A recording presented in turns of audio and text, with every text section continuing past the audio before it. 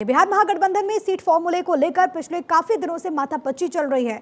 माना यह जा रहा है कि सीटों पर सहमति बन गई है, बस औपचारिक ऐलान बाकी है। जानकारी के मुताबिक आरजेडी अब तक के सर्वाधिक 28 उम्मीदवार चुनावी मैदान में उतारने वाली है।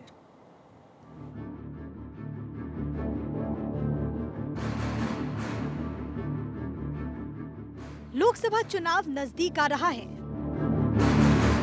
राजनीतिक दल चुनावी मैदान में उतर चुके हैं।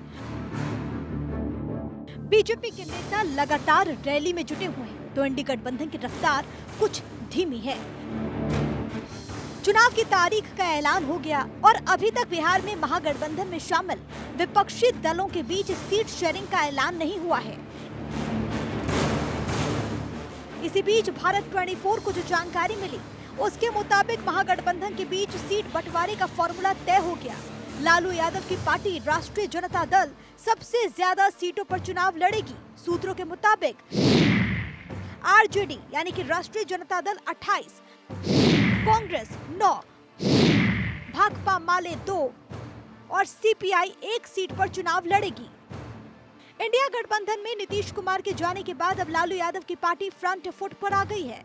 कांग्रेस पहले 11 सीटों पर दावेदारी कर रही थी, लेकिन कांग्रेस ये भी बीच का रास्ता निकाल रही है कि अगर उम्मीदवार किसी पार्टी का अच्छा रहा तो हम 1 या 2 सीट इधर से उधर कर सकते हैं। लेकिन ये विवाद यहीं खत्म नहीं हुआ। पिछली बार 10 सीट हम लोग लड़े थे। उस समय गठबंधन कुछ और था।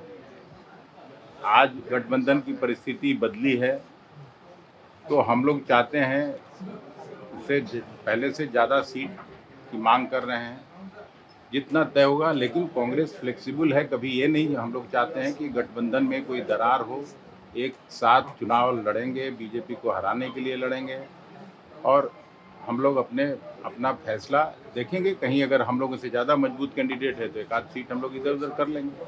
तो ये नहीं, फ्लेक्सिबल है। इधर राष्ट्रीय जनता दल ने सीट बंटवारे पर कहा कि हम सिर्फ आंकड़े पर विश्वास नहीं करते, हम कोई हड़बड़ी में फैसले नहीं लेते, हम बीजेपी को हराएंगे। आने वाले समय में जो जूतम पैजार की स्थिति एनडीए में देखने को मिलेगी, भारतीय जनता पार्टी जिस तरह से इस्तेमाल करो और फेंक दो की नीति अपनाती है, वो राजनीति स्पष्ट रूप से दिख रहा है।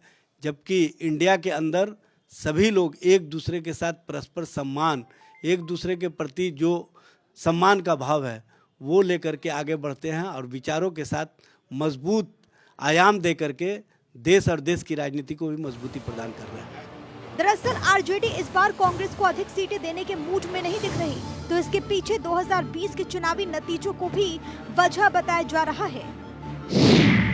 2020 के चुनाव में आरजेडी ने 243 में से 144 सीटों पर उम्मीदवार उतारे थे। इनमें से 75 सीटें जीतकर आरजेडी सबसे बड़ी पार्टी बनकर उभरी। महागठबंधन की गाड़ी 110 सीटों तक ही पहुंच सकी थी। कांग्रेस ने तब 70 सीटों पर उम्मीदवार उतारे थे, लेकिन पार्टी 19 सीटें ही जीत पाई। शायद यही वजह है कि लोकसभा में आरजेडी फूंक फूंक कर कदम उठा रही है और अपने दम पर चुनाव लड़ने की तैयारियों में भी है, क्योंकि कुछ दिन पहले तेजस्वी यादव ने दौरा किया था, तब जबरदस्त भीड़ उमड़ी थी। लोकसभा चुनाव के पहले सीट शेयरिंग एक बहुत बड़ा मुद्दा था जो सुलझ नहीं पा रहा था।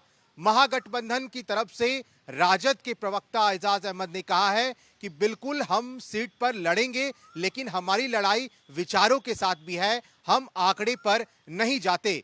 वहीं कांग्रेस को लेकर के सवाल ये उठ रहे हैं कि बड़ी नेशनल पार्टी क्या सिर्फ 9 सीटों में सिमट कर रहेगी या फिर उन्हें और सीटें मिलनी चाहिए थी।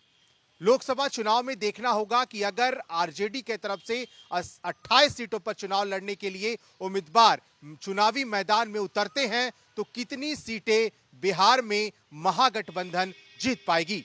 अपने सहयोगी मृत्युंजय के साथ अश्मित सिन्हा, भारत 24।